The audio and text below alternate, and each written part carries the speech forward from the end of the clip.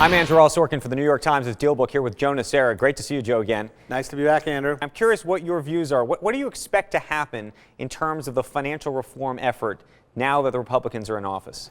Well, the Republicans have always had it in for Fannie and Freddie, which are now wards of the state.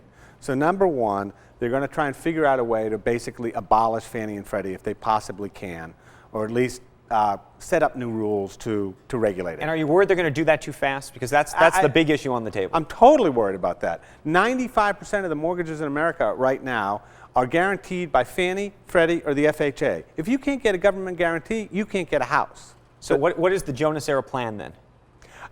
There is no Joe Nocera plan. It's the world's most complicated problem because the American system of mortgages is so built around government that you just can't pull that pillar out and have a free market in mortgages because it doesn't exist. Okay, so there's a big view that the Republicans are really going to try to chip away at the reform bill.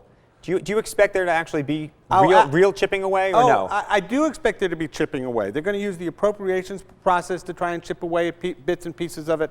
They're going to use their authority to oversee the regulators.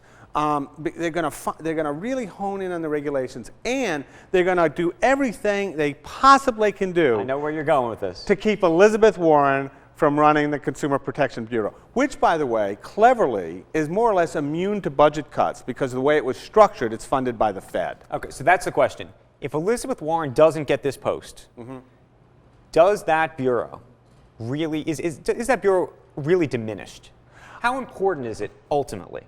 Well, you know, the first and chairman. you read a supportive column suggesting that she's actually the right person for this job. I agree that she's the right person because I think she can do for credit what the SEC did for investment in the 1930s. I think she can make it transparent, easy to understand, and consumer-friendly in deeply important ways. I'm going to go a different direction on you, which is the other component of the financial piece. It's really more about our economy, which is what do we expect is going to happen on the tax front?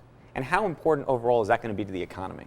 I think there's a lot better chance that the Bush tax cuts all the way up and down the line will be continued. I mean, President Obama has already kind of thrown a bone to the Republicans on this. You know, how important is the economy? It's so hard to say because the economy is not just dependent on the state of the taxes, but it's the deficit, it's debt, it's entrepreneurship, it's jobs.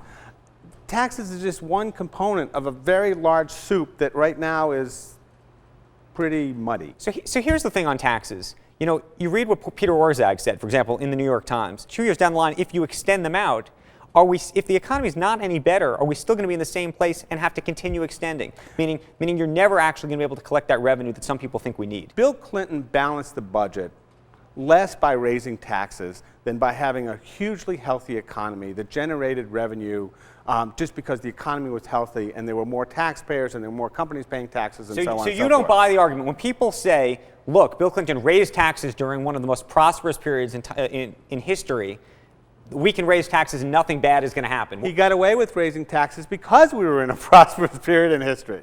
And that's the trick. In an economy like this, I'm actually somewhat sympathetic to the idea that let's extend tax cuts. Let's do things that put more money in people's pockets because people are struggling right now and they need some help. 2 years from now, if the economy is recovering, maybe you'll be able to get it, maybe it'll be easier to get away with a tax cut. Joe Nocera, thank you for the conversation.